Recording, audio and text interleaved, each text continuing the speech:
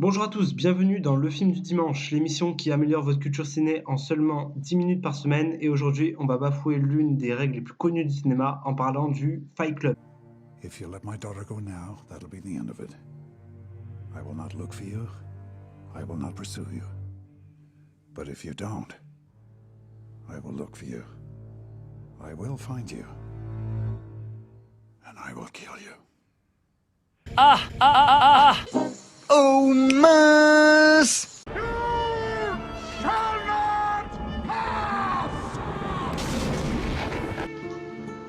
You talking to me? I am your father. Funny how? I mean, funny like I'm a clown, I amuse you?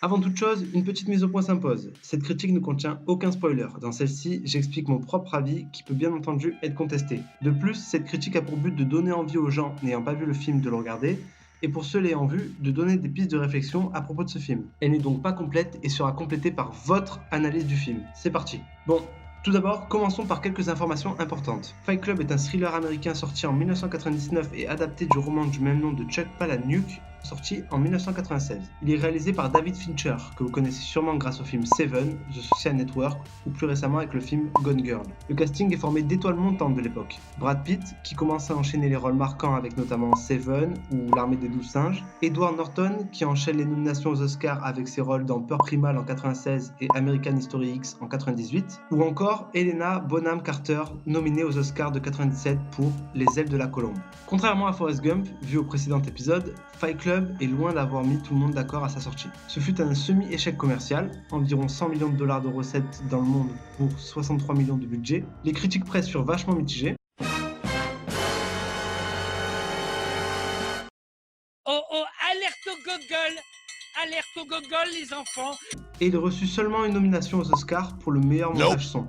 On peut dire que l'on a déjà vu un meilleur démarrage dans l'histoire. Cependant, le film a acquis le statut de film culte au fil du temps.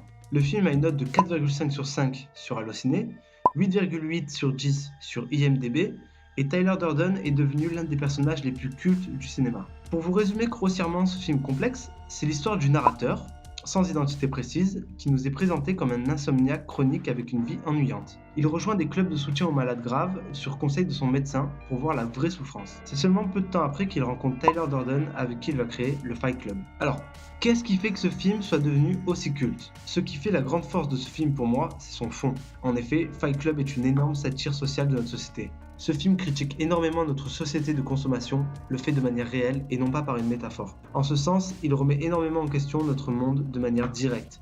Et je pense que c'est aussi en partie ce qui en a fait un échec commercial, puisque c'est un sujet assez éloigné des standards hollywoodiens et du grand public. Ce film enchaîne les vérités sur notre monde de manière à nous faire prendre conscience de ses défauts. D'ailleurs, ce film montre aussi que certains aspects de notre société peuvent pousser les gens à sombrer dans la violence et l'embrigadement. C'est en ça qu'il est terriblement d'actualité. Le culte autour de ce film peut aussi être expliqué par le fait qu'au fur et à mesure de notre avancée, son message est de plus en plus conforme à la réalité. Le film va vous sembler tellement véridique qu'il vous empêchera de dormir pendant 3 jours à cause du nombre de questions qu'il vous fera vous poser. But honey, I can't sleep. You go to bed, I come down here, I do what I know. I tinker.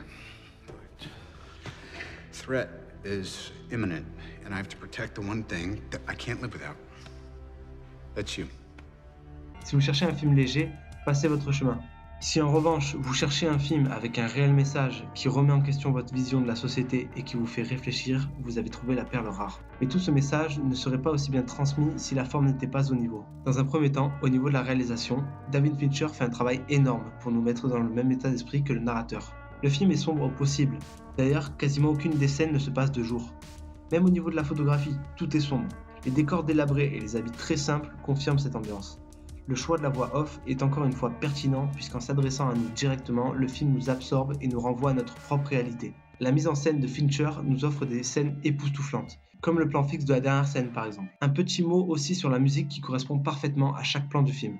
La BO a été confiée au groupe de musique électronique The Dust Brothers, choix assez différent des productions habituelles, mais qui fonctionne à merveille. Ensuite, au niveau du jeu d'acteur, le contraste entre le personnage d'Edward Norton et celui de Brad Pitt est très bien trouvé et joué à merveille.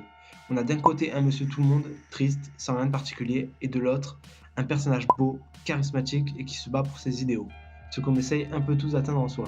Il incarne l'idéal du narrateur. Tyler représente tout ce que le narrateur n'arrive pas à être. Et ce contraste sert en partie au côté dénonciateur du film, puisqu'il nous montre d'où on part et vers où on devrait se diriger. D'ailleurs, la performance de Brad Pitt n'est pas étrangère au fait que Tyler Durden soit devenu l'un des personnages les plus cultes de l'histoire du cinéma. Il est incroyablement charismatique dans ce film. Le narrateur nous représente et Tyler Durden est l'idéal à atteindre afin de mener la révolution. On a aussi le droit à des seconds rôles marquants, avec l'une des premières apparitions de Jared Leto ou encore le personnage de Bob, dont je vous laisse la surprise de découvrir ses attributs surprenants. Le seul petit bémol pour moi dans ce film est la place du seul personnage féminin, Marla Singer, qui n'apporte pas grand chose si ce n'est servir de faire valoir à la quête de virilité des personnages. Pour finir, le scénario. Un film a beau avoir une réalisation plutôt bonne et des acteurs quasi parfaits dans leur rôle, si le scénario ne tient pas la route, tout s'effondre. Le rythme du film est plutôt bon, avec un enchaînement de tirades réalistes et de combats dynamiques et violents, saupoudrés d'une touche d'humour noir qui font que l'on ne voit pas le temps passer. Le schéma du film est aussi bon puisqu'on évolue crescendo dans l'intensité jusqu'à l'un des twists finaux les plus connus et géniaux du cinéma. Ce film est un classique du genre et a sûrement inspiré nombre de films après lui. Dans le même style que Usual Suspects, sorti en 1995, ces films sont à regarder au moins 2 fois tellement la fin change notre vision du film. Au final, Fight Club est un film avec un vrai message revendicatif. Le système actuel ne fonctionne pas et il faut essayer de le changer. Il nous offre plein de pistes de réflexion à propos de nos vies et de notre société. Cependant, le film montre aussi les limites d'une révolution et le fait qu'elle nous échappe facilement. Et pour moi, c'est vraiment ces thèmes abordés par le film et leur place dans notre époque 20 ans après qui font de ce film un film intemporel et un classique du cinéma. Comme vous l'avez sûrement remarqué, ce film est loin d'aborder ces thèmes de manière optimiste. C'est pourquoi je conclurai avec un avertissement de la part de Tyler Durden. Faites attention, les choses que l'on possède finissent par nous posséder. Bon visionnage. Juste avant de vous laisser, je fais mon petit relou en vous rappelant de ne pas oublier de laisser un pouce de la couleur de votre choix pour montrer si vous avez aimé ou non la vidéo. Un petit commentaire si vous avez quelques minutes de plus pour me donner votre avis sur le film, me dire si vous êtes d'accord ou non avec moi, et surtout pour me dire ce que je peux améliorer au niveau des vidéos. Si le concept te plaît et que tu vas être au courant pour les prochaines vidéos, abonne-toi et suis-moi sur les réseaux sociaux. Les liens sont tous dans la description. Merci d'avance et à dimanche prochain. Première règle de cette chaîne YouTube, vous devez parler de cette chaîne autour de vous. La deuxième règle de cette chaîne YouTube, vous devez parler de cette chaîne autour de vous. Troisième règle de cette chaîne YouTube, vous devez laisser un pouce de la couleur de votre choix et un commentaire pour donner votre avis. Dernière règle de cette chaîne YouTube, si au cours des 2 derniers mois vous êtes allé voir une comédie française avec Christian Clavier ou Kev Adams, vous devez partager cette vidéo pour vous rattraper.